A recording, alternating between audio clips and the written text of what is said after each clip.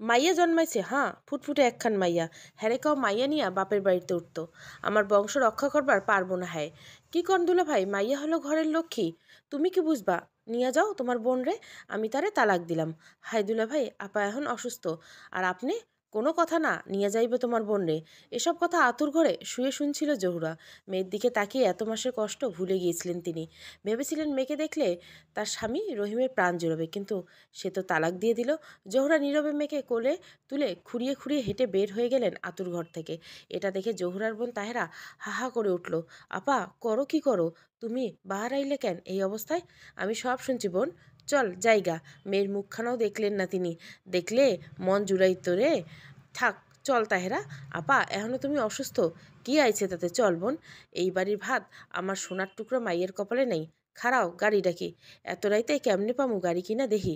তাহেরা চোখ মুছতে মুছতে রিক্সার জন্য চলে গেল। জহুরা এইটুকনি মেয়ের দিকে তাকালেন। আম্মা যান, চিন্তা করো না, তোমার কোনো কিছু কমতি রাখুম না আমি। তুমি আমার পরি, এইটা ঠিক আছে?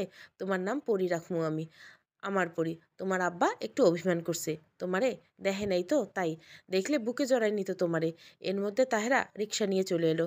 রহিম শেখ গ্রামের অনাথ ছেলে, আর তার বাবা মা যুদ্ধের সময় মারা গেছে। সে বেঁচে আছে বাপদাদার ভিটে আঁকড়ে ধরে। অন্তত ভদ্র ছেলে বলে গ্রামের সবার কাছে পরিচিত।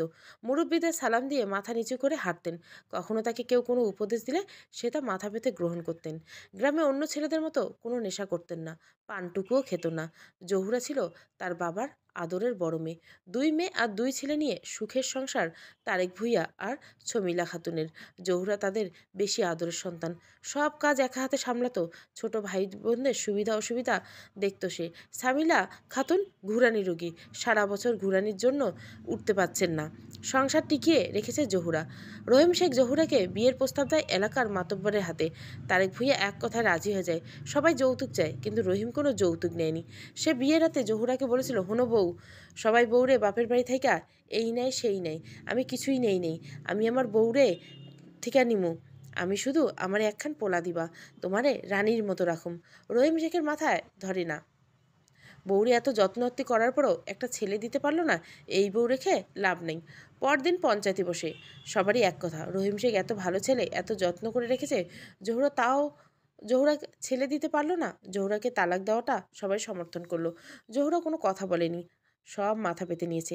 তারেক ভূঁইয়া একবার বলতে লেগেছে, মাইয়া হয়েছে তো কি হয়েছে, আল্লাহর দান না। কিন্তু কিছু বলেননি তিনি।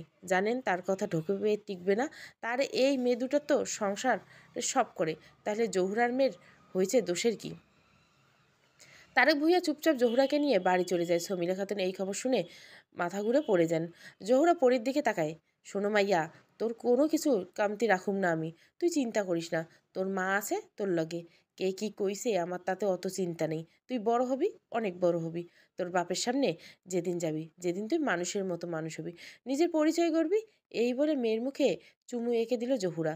দুদিনের বাচ্চা ঠোঁট প্রসারিত করে নিঃশব্দে হেসে উঠল। জহুরা তার মেয়ের নামকরণের সার্থকতা খুঁজে পায়। পরীর মতোই মেয়েটা। জহুরা বাপের বাড়ির নদীর খুব কাছে। এই নদীটা দিন দিন পরীর মতোই বড় হচ্ছে, কিন্তু পার্থক্য হলো পরী বড় হচ্ছে দেখে জহুরা খুশি হচ্ছে, আর নদী বড় হচ্ছে দেখে শঙ্কিত হচ্ছে। পরী 6 বছরে পা দিয়েছে। বাবা বলে কিছু হয় তারপরে জানি না। জহুরা বাবা মা গত হয়েছে 2 বছর হচ্ছে। পরপর দুজনে চলে যায়। তাহেরার বিয়ে হয়েছে, শহরে থাকে তাহেরা। জহুরার দুই ভাই বিয়ে করে আলাদা বাড়ি করেছে। জহুরা থেকে গেছে তার বাবার ভিটেতে। কাঁথা সেলাই করে বিক্রি করে সে বাড়ির সামনে সবজি বাগান আর ফুলের নার্সারিও করেছে। কোনো রকম চলে যাচ্ছে দিন। কিন্তু জহুরা চিন্তা পাচ্ছে, নদী ভাঙন শুরু হলে তার বাপের ভিটে আর রক্ষা হবে না, চলে যাবে নদীর বুকে। তখন এই মেয়েকে নিয়ে কই যাবে সে? রহিম শেখ বিয়ে করেছে, পরপর 3টে ছেলে হয়েছে। সবাইকে দেখানোর জন্য মনে হয় সে 3 ছেলেকে নিয়ে বের হয় সবসময়। একটাকে কোলে নেয় আর দুইটাকে হাঁটিয়ে বাজারে বাজারে ঘুরে। তার মুখে সারাক্ষণ হাসি লেগে থাকে। জোহরার জন্য বিয়ের প্রস্তাব এসেছিল। মাতব্বরে ছিল মোহিত, শহরে পড়াশোনা করে বড় চাকরি করে। সে প্রথম থেকে জোহরার জন্য পাগল ছিল, কিন্তু জোহরার বিয়েটা হুট করে হয়ে যায়। মোহিত জোহরার সুখের কথা ভেবে আর এ বিষয়ে কথা পারেনি, কিন্তু যখন শুনে জোহরা মেয়ে হয়, অপরাধে জহুরাকে তালাক দিয়েছে তার স্বামী, তখন মোহিতের মেজাজ খারাপ হয়ে যায়। কিন্তু তার বাবা তাকে এ বিয়ের বিষয়ে কথা বলতে দেয়নি, কারণ আর সবার মতো মাতব্বর সাহেব বিশ্বাস করেন মেয়ে দিয়ে কোনো কাজ নেই। মোহিত যখন মাতব্বর সাহেবকে বলে সে জহুরাকে বিয়ে করতে চায়, তখন মাতব্বর সাহেব মাথায় আকাশ ভেঙে পড়েন।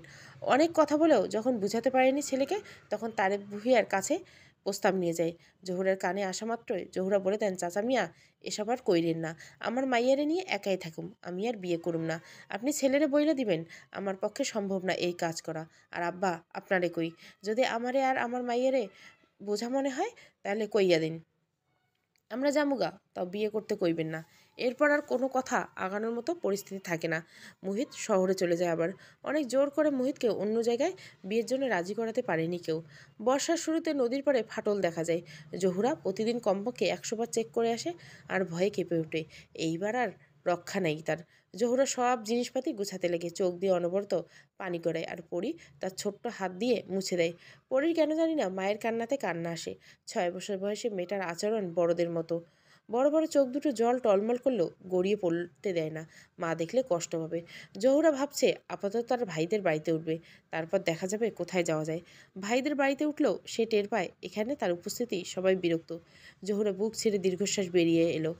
এই ভাইদের তো সেই পেলে বড় করেছে, সুবিধা অসুবিধা সব জহুরাই দেখছে, এখন জহুরাকে এরা বোঝা মনে করেছে। সেই রাতে জহুরার ঘরটা নদীর তলায় বিলীন হয়ে যায়। পরদিন সকালে গ্রামে অনেক মানুষ এসে জহুরাকে খবরটা দেয়, কিন্তু গিয়ে দেখার মতো সাহস নেই জহুরার, সে যায়নি। সেদিন খবর পেয়ে তাহেরা আসে শহর থেকে। এসে সেও বুঝে যায় জহুরার উপস্থিতিকে ভাইয়ারা কেমন চোখে দেখছে। তাহেরা একটা প্রস্তাব রাখে জহুরার কাছে, আপা তুমি আমার লগে শহরে চলো, শহরে গেলে কামের অভাব নেই, সেইখানে তোমার নকশিকাতার দাম মেলা, আর পরীরও ভালো স্কুলে ভর্তি করাইতে পারবা, আমার বাসাতে উঠবা, পরে তোমার যদি অসুবিধা হয় তুমি নিজে বাসা নিতে পারবা।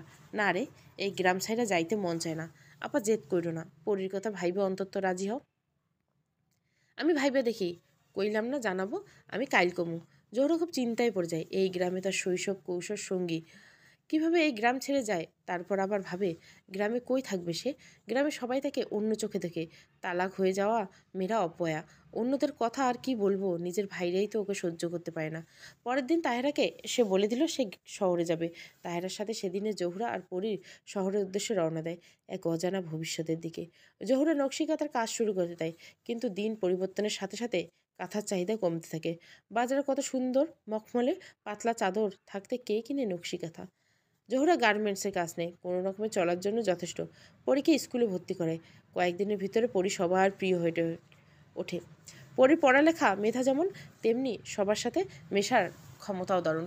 প্রতিটা পরীক্ষায় ভালো রেজাল্ট করে স্কুলে পরিচিত হয়ে ওঠে। এভাবে সুখে দুঃখে দিন কাটে মামের। এর মধ্যে আলাদা বাসা নেয় জহুরা। বোন আর বোনের জামাইয়ের উপর কয়েকদিন প্রেশার দেওয়া যায়। তাহেরা পরীকে দেখতে প্রায় আসে। তাহেরার কোনো বাচ্চা হবে না, তারপরও তাহেরার স্বামীর কোনো আফসোস নেই। এসব জহুরাকে ভাবায়, তার তো একটা মেয়ে হয়েছে, তাহেরা শেষ বয়সে কী নিয়ে থাকবে। তাহেরাকে দত্তক নিতে বলে জহুরা, কিন্তু তাহেরার মনে সায় দেয় না। নিজের সন্তান যেমন নিজের আপন হবে, অন্যের সন্তান কি এরকম হবে। জহুরা পরীকে নিয়ে যে বাসায় থাকে সেটা টিন শেডের। ঘরে কোনো খাট বা আসবাবপত্র নেই। মা মেয়ে মেঝেতে বিছানা করে ঘুমায়। সন্ধ্যায় পরী সেই বিছানায় বসে পড়ে, আর খাবারও খায় একই বিছানায়। পরী পড়তে পড়তে কত প্রশ্ন করে জহুরা, মাঝে মাঝে জহুরা ধমক দিয়ে ওঠে, পর পর, এত প্রশ্ন কিসের। পরী খিলখিল করে হেসে ওঠে। জহুরা কড়া চোখে তাকায় মেয়ের দিকে। খুব দুষ্টু হয়েছে মেয়েটা। পরী স্কুলের প্রতি মাসে গার্জিয়ান কল হয়, তখন সবার বাবা মা গেলেও পরী শুধু মার দেয়। এ নিয়ে পরীক্ষা তার ক্লাসের মেয়েরা প্রশ্ন করলে পরী জবাব দেয়, মা যখন আমার সব দায়িত্ব নিতে পারছে তাহলে বাবার কি দরকার, মা আমার গার্ডিয়ান। জহুরা যখন দেখে প্রতিটি বাচ্চা বাবা মা মায়ের মাঝখানে নেচে নেচে যায়, তখন পরীর দিকে তাকালে কষ্ট হয়, অথচ পরীর কোনো ভাবান্তর আছে বলে মনে হয় না। পরী ক্লাস 7-এর বার্ষিক পরীক্ষার সময় একদিন জহুরা কাজ থেকে এসে দেখে বাড়িওয়ালা দাঁড়িয়ে আছে বাসার সামনে। বাড়িওয়ালার কথা হচ্ছে এখনই বাসা ছেড়ে দিতে হবে, আরও বেশি ভাড়ায় আরেকজনকে ভাড়া দিবে সে। জহুরা রেগে গেল, কি কথা, আগে বলে রাখতেন, এত বছর এখানে থাকে সবসময় ভাড়া দিয়েই আসি, তার এই প্রতিদান। অত শত বুঝি না, আমি নিজের ভালো বুঝি, ভালোই ভালো বের হয়ে গেল ঘর ঘাট ধাক্কা দিয়ে বের করে দিব। জহুরা অসহায় বোধ করে। তাহেরাকে খবর দেয় সে। তাহেরা এসে অনেক বুঝায়, কিন্তু বাড়িওয়ালা একই কথা। কত ভাড়া দিলে মানবে তা জিজ্ঞাসা করে। বাড়িওয়ালা যেই দাম বলে তা দিয়ে আসলে জহুরার পক্ষে থাকা সম্ভব না। জহুরা জিনিসপাতি গুছিয়ে তাহেরার সাথে তার বাসায় ওঠে। পরী তো পরীক্ষা দিয়ে এসে জহুরা খুব খুঁজবে, তাই জহুরা নিজে পরীর স্কুলে যায়। পরী মাকে দেখে খুশি হয়। মা কখনো নিতে আসে না তাকে, আজ এসে দেখে খুব খুশি হয়, কিন্তু মায়ের মুখটা মলিন দেখে কিছু সন্দেহ হয়। মা কি হয়েছে, বাড়িওয়ালা বের করে দিল।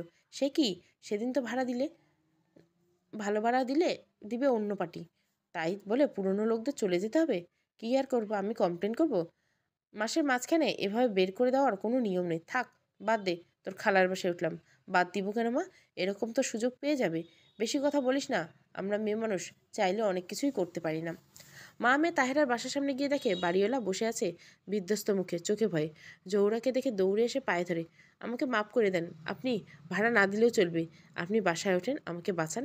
জহুরা স্তব্ধ হয়ে গেল। কি করেন আপনি? বয়সে আমার বড়, আপনার লাভের জন্যই তো ছাড়তে বলছেন?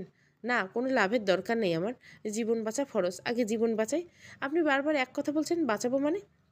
আমার একজন ধমকি দিছে, এই যে দেখেন, মুখ দেখেন, হাতে দেখেন কেমন মারা মারছে। কে? জানি না, আমাকে চোখ বেঁধে ইচ্ছে মতো মারলো, আর বলেছে আপনার সাথে বেয়াদবি যেন না করি। আচ্ছা আপনি যান না, আগে বলেন আমার বাসায় উঠবেন, আমারে মাফ করে দিছেন বলেন, তারপর যাব। আচ্ছা মাফ করছি, আপনি যান। বাড়িওয়ালা চলে যায়। জহুরা আর পরি অবাক হয়। কে ধমকি দিল? পরি মনে মনে স্বস্তি অনুভব করে, এই শহরে তাদের মাথার উপর কেউ আছে, আর ভয় লাগে না পরির। মনে মনে সেই অচেনা মানুষের প্রতি কৃতজ্ঞতা জানায়। দেখতে দেখতে পরি মাধ্যমিক পরীক্ষা দিয়ে দেয়। ভালো রেজাল্ট করার পর জহুরার মাথায় নতুন চিন্তা মাথায় আসে। কলেজে ভর্তির টাকা, মেয়েকে ভালো কলেজে পড়াবে, কিন্তু টাকা? প্রতি মাসে কলেজ ফি, আসা যাওয়া খরচ, খাতা বইয়ের খরচ, সব মিলিয়ে অনেক টাকার ব্যাপার। পরি মায়ের চিন্তার ব্যাপারটা বুঝতে পারে। পরি টিউশন করা কথা চিন্তা করে, কিন্তু জহুরার কথা হচ্ছে টিউশন করালে পড়ালেখার ক্ষতি। এর মধ্যে একদিন অচেনা নাম্বার থেকে কল আসে। লোকটা নিজেকে কোনো এক ভালো কলেজের প্রিন্সিপাল বলে পরিচয় দেয়। পরীর ভালো রেজাল্টের কারণে আমরা তাকে ফ্রিতে পড়ানোর চিন্তা করছি। কিছু ফর্মালিটিস আছে, কাল বা পরশু এসে দেখা করবেন। কিন্তু আমাদের তো আপনাদের কলেজে আবেদন করিনি। আবেদন করা হয়ে গেছে, তা নিয়ে চিন্তা নেই। আপনারা প্রয়োজনীয় কাগজপত্র নিয়ে চলে যাবেন। জহুরা শুক্রিয়া আদায় করে, কিন্তু পরীর খটকা লাগে। কেউ তো একজন আছে যে তাদেরকে এভাবে সাহায্য করে যাচ্ছে। পরে কলেজে যায় নিয়মিত, সব ঠিকঠাক, কিন্তু বিপত্তি বাদে সবার সাথে মিশতে। সবাই হাইফাই ফ্যামিলির, পরি সুন্দর, সবাই মিশতে চায়, কিন্তু সে ভয় পায়। এদের সাথে মেশা মানে প্রচুর খরচ। এর মধ্যে পরির চোখ যায় এক মেয়ের দিকে, চুপচাপ মেয়ে, প্রথম দিন থেকে চুপচাপ এক কোণে বসে থাকে। পরি সাহস করে সেই মেয়ের সাথে কথা বলতে যায়। আমি পড়ি, তুমি সায়নী, তোমার পাশে বসতে পারি? আমার জায়গা খালি, বসতে পারো। সেদিন আর কোনো কথা হয়নি, মেয়েটা কথা বলেনি, পরিও কোনো কথা খুঁজে পায়নি। পরদিন পরি কলেজে এসে দেখে তার জন্য সাইমা জায়গা রেখেছে। পরি আসার পর সেখানে বসতে দিল। পরি মুচকি আসলো, তবে সারাদিন আর কথা হলো না। টিফিনের সময় সায়নী আইসক্রিম কিনে এনে পরীকে দিল। পরি ভয় পেল, সাথে লজ্জাও পেল। সায়নীকে সে কি দিবে? জোহরা বাড়িতে গিয়ে বলার পর পরের দিন জোহরা খিচুড়ি রেঁধে দিল। সায়নী সেই খিচুড়ি খেয়ে কেঁদে দিল। জানো, মায়ের হাতে খাবারের কথা মনে পড়লো। তোমার মা এখনও রাঁধে না? মা নেই। সরি সায়নী, তোমাকে কষ্ট দিতে চাইনি। আরে কষ্ট কিসে, মা মরে যায়নি, মা চলে গেছে। কেন? সায়নী বলতে শুরু করে নিজের কাহিনী, আর একটা সংগ্রামের কাহিনী। আমার বাবা মায়ের বিয়ে হয় রিলেশন করে। আমার নানাদের পরিবার মেনে নেয়নি, কারণ বাবা তখন বেকার। দাদার অঢেল সম্পত্তি। বিয়ের পর দুজনে দেশে দেশে ঘুরে কাটিয়ে দিল কয়েক বছর। বাচ্চা পরে নিবে, আগে লাইফ এনজয় করবে। এই একটা সময় তারা বাচ্চা নিতে চাইলেও আর হচ্ছিল না। তখন বাবা নিজের কোম্পানি, প্রচুর লাভ হচ্ছিল। নানার পরিবারও মেনে নেয়। বাবার গাড়ি বাড়ি সব আছে, কিন্তু বাচ্চা নেই। অনেক ডাক্তার দেখালো, কোনো লাভ হয়নি। পরে যখন আশা ছেড়ে দিল, তখন আমি পেটে আসলাম। আমি হাওতে বাবা মা খুব খুশি ছিল, কিন্তু বাবা তখন আর সময় দিতে পারতো না। বিজনেসে এত ডুবেছিল যে কবে ঠিক করে মায়ের সাথে কথা বললে তাও ভুলে গেছে। আমি বড় হতে থাকি, কিন্তু বাবাকে ছাড়াই। মাসে 2 মাসে আমরা ঘুরতে যেতাম, কিন্তু বাবা মার মধ্যে কোনো বন্ডিং দেখতাম না, কেমন যেন ছন্ন ছাড়া। আমি ক্লাস 8-এ থাকতে একদিন বাসায় গিয়ে মাকে পাইনি। পেয়েছি একটা চিরকুট লেখা। লেখা ছিল, সায়নী, মাফ করে দিস মা, আমি আর তোদের সাথে থাকতে পারছি না। তুই চলে যাস স্কুলে, তোর বাবা অফিসে, আমি একা। এই একা মানুষটার সঙ্গ দিছে একজন, আমি তার হাত ধরে চলে যাচ্ছি। তোর অযোগ্য মা। আমার মায়ের রান্না ভালো ছিল। বাবা বলতো, শোভা, তোমার রান্না খেয়ে আমি সবাই ফিদা হয়ে যাবে। আমি সেদিন খেতে পাইনি। বাবা আসার পর চিরকুটটা হাতে দেয়। বাবা কাঁদেনি, বেরিয়ে যায়। আর আসে অনেক রাতে ড্রিঙ্ক করে। এসে ড্রয়িং রুমে এসে চিৎকার করে কাঁদে, শোভা, সব দিব তোমাকে, 24 ঘন্টা তোমার সাথে থাকবো, ফিরে এসো প্লিজ। আর এটা বাবার রুটিন এখন। প্রতি রাতে এই কাজ করে। মা আমাকে আর দেখতে আসেনি। আমি জানি না দোষ কার, তবে মাকে আমি মিস করি। মায়ের উষ্ণতা আমি মিস করি। কাঁদতে থাকে সায়নী। পরি বুঝে উঠতে পারে না সে কি বলে সান্ত্বনা দিবে। সে চুপচাপ সায়নীকে কাঁদতে দেয়। মন খুলে কাঁদুক মেয়েটা, কাঁদলে মন হালকা হবে। এই কথাটা পরি খালা তাহেরা বলে সবসময়। একদিন জহুরা কোনো এক কারণে পরীকে ধমকি দেয়। পরি কাঁদো কাঁদো মুখে বসে থাকে। তখন তাহুরা এগিয়ে এসে বলে, কান্না চেপে রাখিস না, যখন কান্না আসবে মন খুলে কাঁদবি। ইচ্ছে হলে জোরে করে কাঁদবি, দেখবি মন হালকা হয়ে যাবে। পরে খুব ইচ্ছে হয়েছে জিজ্ঞাসা করে, খালা তুমি কখনো মন খুলে কেঁদেছো? কিন্তু জিজ্ঞাসা করে না, কারণ সে জানে তাহেরা কখনো মন খুলে কাঁদেনি। তাহেরাকে অনেক কষ্টে হাসি মুখে থাকতে দেখেছে জহুরার মতো।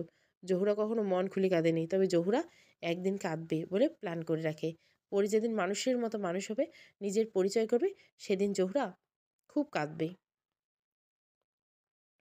পরি আর সায়নের মধ্যে একটা সুন্দর সম্পর্ক গড়ে ওঠে, যার নাম ফ্রেন্ডশিপ। দুই প্রান্তে দুটো মানুষ, কিন্তু যেন দুজনে একই আত্মা। এত কিছুর পরেও পরি তার লক্ষ্যকে ভুলেনি। উচ্চ মাধ্যমিক পরীক্ষায় ভালো রেজাল্ট করে, মেডিকেল এক্সামের জন্য ফর্ম ফিল আপ করে। আর অন্য কিছুর জন্য ফর্ম ফিল আপের সামর্থ্য নেই। আর এত জায়গায় যেতে হলে ভাড়া লাগবে, লোক লাগবে, তাই সে মেডিকেলের প্রস্তুতি নিতে থাকে। আর পুরো বাংলাদেশ জুড়ে এই উসিলায় সায়নী অনেক ট্রাই করে পরীর সব টাকা দিতে, কিন্তু পরী এক কথা, সে সায়নী থেকে টাকা নেবে না। সায়নী এতটা বুঝে যে পরীর আত্মসম্মানবোধ প্রচুর। পরি পরিশ্রমের ফল পায় সে, মেডিকেলে টিকে যায়। মেডিকেলে চান্স পাওয়ার পরের দিনে সকালে পরি বসে বসে হিসাব করছিল, কোথায় কত লাগবে, ভর্তি হতে কত, খাতা কত, ভাড়া সব মিলিয়ে কত লাগবে। জহুরা প্রতি মাসে ব্যাংকে কিছু টাকা রাখতো, এখন তা খরচ করার সময় এসেছে। তখন দরজায় টোকা পড়ে, জহুরা কাজে গেছে। এই সময় তা আসার কথা না, আর তাহেরা আজ ডাক্তারের কাছে যাবে। পরি দরজা খুলে, সম্পূর্ণ অচেনা একজন মানুষ দাঁড়িয়ে আছে পরির সামনে। মধ্যবয়স্ক লোক, জহুরা সম্পূর্ণ বারণ করেছে অপরিচিত লোককে ঘরে ঢোকানোর ব্যাপারে। পরি ঘাবড়ে যায়, কে লোকটা? Congratulation my girl. Thank you, চিনলাম না আপনাকে। আমার নাম মুহিদ আবদুল্লাহ, তোমার মা আমাকে চেনবে। মা কখনো এই নামের কাউকে চেনে বলে বলেনি, ভুলে গেছে হয়তো। কিছু মনে করবেন না, আমি ভেতরে আসতে দিতে পারবো না আপনাকে, মা রাগ করবেন। আচ্ছা আমি অপেক্ষা করি, জহুরা আসলে না হয় ভেতরে যাব। পরে কী বলবে বুঝতে পারছে না, ঘরে গিয়ে জহুরাকে কল দেয়। কিছুক্ষণের মধ্যে জহুরা চলে আসে। এসে পরীকে বলে, তুই ঘরে বসতে দিসনি কেন ওনাকে? আমাদের গ্রামের মাতব্বরের ছেলে উনি, তুমি তো বলনি কখনো। তাই লোকটা এগিয়ে এসে, থাক মেয়েকে কিছু বলবেন না, মেয়েটা আমাকে চেনে না। শুনলাম পরি মেডিকেলে চান্স পেয়েছে, তাই দেখতে এলাম। জি, কিন্তু আপনাকে কে বললো? এই শুনেছি আর কি, খবর কি আজকাল বসে থাকে নাকি? তো ভাবিকে নিয়ে আসতেন। ভাবি বিয়ে করেনি তো, ভাবি কোথায় পাবো? জোহরা নিজেকে অপরাধী মনে হলো, হয়তো জোহরার জন্য মুহিত বিয়ে করেনি। জোহরা মুহিতকে ঘরে বসতে দেয়, পরি নাস্তা বানাতে যায়। জোহরা মুহিতকে বলে, বিয়ে করেনি কেন? শেষ বয়সে তো একজন দরকার হবে। আপনিও তো করেননি। আমার তো বিয়ে হয়েছে, সংসার কপালে জুটে নেই। আমার হয়তো কপালে সংসার করা নেই। আমার তো মেয়ে আছে, সে দেখবে। কয়দিন বিয়ে দিবেন না মেয়েকে? জোহরা চুপ হয়ে যায়। আসলেই তো বিয়ে তো দিতে হবে। জহুরা কখনো পরীকে নিয়ে ভাবেনি, পরীকে বিয়ে দিতে হবে এটাও কল্পনাতে আনেনি। মোহিত বলার পর মাথায় আসলো, আসলেই তো বিয়ে দিলে তো পরী পরের বাড়ি যাবে, তখন তো জহুরা একা হয়ে যাবে। জহুরার বুকের ভিতর খালি খালি লেগে, শেষ বয়সে আসলেও সে একা। পরী নাস্তা নিয়ে আসে, মোহিত খেতে খেতে একটা প্রস্তাব রাখে। মোহিতের বাসা মেডিকেলের সাথে, পরী আর জহুরা চাইলে সেখানে থাকতে পারে। যদি ফ্রিতে থাকতে না চায়, তাহলে না হয় মাস শেষে কিছু পে করলো। কিন্তু জহুরার কর্মস্থল থেকে দূরে হয়ে যায়, আর আরেকজনের বাসায় কিভাবে তারা থাকবেন? জহুরা মানে না। মোহিত কিছুটা মনক্ষুণ্ণ হয়ে চলে যায়। সেদিন তাহেরা আসে, এসে সব শুনে জহুরাকে বকাবকি করে। মানুষ তোমার জন্য বিয়ে পর্যন্ত করেনি, আর তুমি তার এই প্রস্তাবটাকে ফিরিয়ে দিলে? মেয়েটার ভালোর জন্যই তো বলেছে। পরি চমকে উঠলে, খালা মায়ের জন্য বিয়ে করেনি মানে? জহুরা না করার সত্ত্বেও তাহেরা সব বলে পরীকে। পরি কেমন জানি ভালো লাগে এই লোকটার সাথে, যদি তার মাকে বিয়ে দিয়ে দেয়। পরির চোখে দুষ্টু হাসি দেখে জহুরা বুঝে যায় তার মনে কি চলছে। পরি খবরদার এসব বলবি না আমাকে। কি? আমি কি বলবো না? বলে পরি আর তাহেরা হাসতে থাকে। এই বয়সে বিয়ে করা জহুরার মোটেও পছন্দ না। বিয়ের ইচ্ছে থাকলেও তো সেই যৌবনকালেই করতে পারত। জহুরা না করে দেয়, কিন্তু পরদিনের ঘটনায় জহুরা চমকে যায়। পরদিন সকালে জহুরা কাজে যাওয়ার আগে দরজায় কড়া লাগলো। জহুরা এক খুব চেনা বুড়োকে দেখলো, বয়সের শেষ প্রান্তের মানুষটা। মানুষটা জহুরার গ্রামের মাতব্বর মুহিতের বাবা। সাথে মুহিত আছে, মুহিত না থাকলেও মাতব্বর সাহেবকে চিনতে কষ্ট হতো জহুরার। জহুরা সালাম দিয়ে দুজনকে ভেতরে আসতে বলল। পরে মুহিতকে দেখে খুশি হলো খুব, সাথে সাথে তায়রাকে খবর দিল, চাচা যান কী অবস্থা আপনার? কী আর অবস্থা, এই বয়সে কি আর ভালো থাকান যায়? তুমি কেমন আছেন মা? জহুরা থমকে যায়। মাতব্বর সাহেব জহুরকে তুই বলতেন। একবার স্কুলে যাওয়ার সময় ডেকে জিজ্ঞাসা করলেন, কিরে জহু, আর কত পড়বি? তোর বাপেরে বাড়ি আইতে কোষ না, থাক আমি তোকে বাড়ি যাবো সময় কইরা। রহিমের জন্য যেদিন প্রস্তাব নিয়ে যায়, সেদিন জহুরা হালকা আপত্তি করলেন। মাতব্বর সাহেব ধমক দিয়ে বলেন, মাইয়া বেশি কথা কইছো না। মাইয়াকে এত পড়া কেন? কি করবি পইরা? এত ভালো সম্বন্ধ আর পাবি বেটি? আর তারেক সাপ মাইয়ার মতো লইতে কে কইছে তোমারে? মাইয়াগো আবার এত কথা কিসের? সেই তেজি মাতব্বর এখন অনেক অসহায়, চোখে সেই আগের মতো ঝিলিক দেখা যায় না, বয়সের ভারী নুইয়ে পড়েছে অনেকে। মা, তোমার কাছে আইছি একখান প্রস্তাব লইয়া, আমারে পোলার লইয়া। জিদ কইরো না মা, তোমাকে দুজনের একখান ভরসার হাত দরকার। মায়ের ডাক্তারও শুনছি ডাক্তার হয়েছে। না চাচা যান, ডাক্তারে চান্স পেয়েছে। এখনো হয়নি, ওই একই কথা। বড় গুণী মাইয়া তোমার, তোমারে যদি পড়াইতো তাহলে তুমি আমাগো গ্রামের নাম করতা। তোমার বাপের তো পড়াইলো না। জহুরার বলতে ইচ্ছে করলো আপনাদের জন্যই তো পড়াতে পারেনি, কিন্তু সে কিছু বলল না, কিছু বলে লাভও নেই, সে তার সময়টা ফিরে পাবে না। তার মধ্যে তাহেরা চলে আসে তার জামাইকে নিয়ে। ভদ্রলোক অফিসের কাছে সারাদিন এদিক ওদিক থাকে, প্রচুর খাটায়। মালিক প্রমোশনের লোভ দেখি, কিন্তু প্রমোশন তো দূর, বেতনও 4 আনা বানায় না। যা পায় তা দিয়ে বাসা ভাড়া বাজার করতে ধার দেনা হয়ে যায়, তাও লোকটা খেটে যায়। আর আশা মালিক একদিন ঠিকই বেতনটা বাড়িয়ে দেবে। পরীর মতে তার খালুর মতো নিষ্ঠাবান আর হয় না, আর তাহেরার মতে এই লোকের মতো বোকা আর এই দুনিয়ায় নেই। আপনারা ভালো তো পাগলও বুঝে, কিন্তু এই লোক বোঝে না। মোহিত কোনো কথা বলেনি, চুপ করে নিচের দিকে তাকিয়েছিল। জহুরা কিছু বলতে যায়, তখনই পরি কথা বলে ওঠে। দেখেন, আমার মায়ের গার্জিয়ান নেই ভাববেন না, আমি আমার মায়ের গার্জিয়ান। এই বিয়েতে আমার সম্মতি আছে, কিন্তু গার্জিয়ান হিসেবে আমি মায়ের মতামত চাই। মাতব্বর বলেন, আগের মতো বলতে পারলেন না? মাইয়েগোয়া কিসের মতামত? নিজের হাতে জহুরার জীবন নষ্ট করছে, ভাবলে নিজেরই কষ্ট হয়। রহিমকে ভালো ভালো ছেলে ছেলে করেছে, তার ছেলে তিনটা জন্য গ্রামে থাকা যায় না।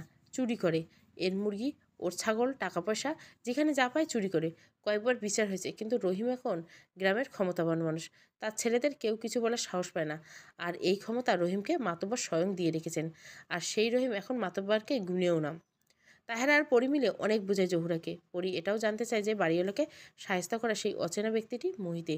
পুরো 1 সপ্তাহ লেগে যায় জহুরাকে রাজি করাতে। শেষমেশ জহুরা ভাবলো সে দ্বিতীয় বিয়ে করবে, এতে তার মেয়ের কোনো আপত্তি নেই, তাহলে সমস্যা কি? ভরসা করার পরের জন্য মানুষ, মোহিত এত বছর তার জন্য বিপত্নী কাটিয়ে দিল, তাহলে তাকে বিয়ে করাই যায়। পরে মেডিকেল ভর্তির আগে জহুরা আর মুহিতের বিয়ে হলো, খুব ছোটোখাটো একটা অনুষ্ঠান হলো, আর সব দায়িত্ব নিল পরি। সুন্দরভাবে বিয়েটা হয়ে গেল। তারা মুহিতের বাসায় ওঠে। বেশ কয়েক মাস ব্যস্ততার মধ্যে কাটে, ভর্তি, বাসার মালপত্র গুছিয়ে নাও, সব এসব করতে করতে কয়েক বছর পার। রহিম শেখ এখন খুব ক্লান্ত। আজকাল জহুরা তার খুব মনে পড়ে। তার 3 ছেলে উচ্ছন্নে গেছে, বউও ছেলেদের পক্ষে থাকে সবসময়। বড় ছেলে তো এই বয়সে বিয়ে শাদী করে সারাদিন বউর সাথে ঝগড়ায় মেতে থাকে। রহিম শেখের ছেলেদের বদনাম পুরো গ্রামে। একদিন রহিম শেখ দাওয়াত বসে নিজের ছেলে আর ছেলের বউয়ের ঝগড়া দেখছে। এসব প্রতিদিন না দেখলে সম্পূর্ণ লাগে না দিনটা। আজ তার মেয়েটা অনেক বড় হয়েছে নিশ্চয়ই, এসব ভেবে চোখের জল ফেলেছে। এই সময় গ্রামের নতুন মাতব্বর এলো একটা মেয়েকে নিয়ে। রহিম চাচা, দেখেন এই মেয়েকে। কে? কন্ত কে? চিনতে পারছি না। আমাকে জহুরার মাইয়া, হে ডাক্তারি পাশ কইরা আমাগো দেখ পেড়াইছে। রহিম শেখ হু হু করে কেঁদে দেন। পরি তার বাবার পাশে বসে। কাঁদছেন কেন? আপনি খুশি হন নাই? মা, আমারে মাফ করে দিস, আমি তোমার লাগে না ইনসাফ করছি সেসব থাক। শুনেছি তোমার মা মুহিতরে বিয়ে করছে, এটা আরও অনেক বছর আগের কথা। হ্যাঁ। হ্যাঁ, ভালো আছে তো? জি, মা ভালো আছে। রহিমের ছেলেরা ঝগড়া থামিয়ে পরের দিকে এগিয়ে আসেন। আমি না চিল্লাই করে বাড়ি মাথায় তুলে না, আরে সতীনের মাইয়া আইছে, চেয়ার আন, আমাকে ডাক্তার নিয়ে আইছে, বইতে দে। আমি না উপহাস করছে না সুনাম করছে, তারপরে বুঝে উঠতে পারছে না। তারপর জিজ্ঞাসা করে, কেমন আছে খালা? ভালো গো মা। তোমার মা কই, বাপে কই? এই কথা বলে রহিমের দিকে তাকে জিভ কেটে কথা ঘুরিয়ে নেয়। বসো বসো, নিজের বাড়ি মনে করবা। আমি তোমার লাইগা নাস্তা বানিয়ে না খালা, আমি এখানে আমার মেডিকেল টিমের সাথে এসেছি, একটু পরে আবার ঢাকায় রওনা দেবো। সে কি কথা, তুমি থাকবা কয়দিন? গ্রাম ঘুরবা, সবার লগে কথা কইবা, সে পড়া হবে। আমি আবার পরের সপ্তাহে আসবো বাবা মাকে সাথে করে। আমিনার কানের কাছে এসে বলে, হ্যাঁ রে, তুমি বাপ ডাকো নাকি? জি খালা, ওনাকে প্রথমবারের মতো বাপা ডাকি, আর কাউকে ডাকার সুযোগ পাইনি। এই বলে আর চোখে রহিমের দিকে তাকায়। রহিম চোখ নামিয়ে নেয়। আমিনা অনেক জোর করেও পরীকে বসাতে পারেনি। পরের সপ্তাহে জহুরা আর মুহিত পড়ি আসে, তার সাথে আসে সায়নী। সে নিজের জীবনকে অনেকটা গুছিয়ে নিছে। তাদের আপ্যায়নের জন্য জহুরার ভাইয়েরা উঠে পড়ে লাগে। জহুরা দীর্ঘশ্বাস ফেলে, দূরে থাকলে টান বাড়ে, কাছে থাকলে এই টানটা থাকতো না। জহুরা পরীকে নিয়ে নদীর ধারে যায়, সেই পুরনো নদী, সেই একসময় বয়ে চলেছে, কিন্তু মানুষগুলো বদলেছে, পাড়ের ঘরবাড়ি বদলেছে। মা মেয়ে চুপ করে নদীর তীরে দাঁড়িয়ে থাকে, যেই দেখছে সেই জহুরাকে সালাম দিচ্ছে। কত সম্মান আজ! দিন কত পাল্টে গেছে, ক্ষতগুলো এখনও দগদগ করে, কিন্তু ভালো আছে। জীবনে যে খারাপ অধ্যায়ের পর ভালো অধ্যায় আসে, তা তারা বিশ্বাস করে। সমাপ্ত। কন্যা। গল্পটা ভালো লাগলে অবশ্যই লাইক, শেয়ার এবং সাবস্ক্রাইব করবেন। Thank you for watching.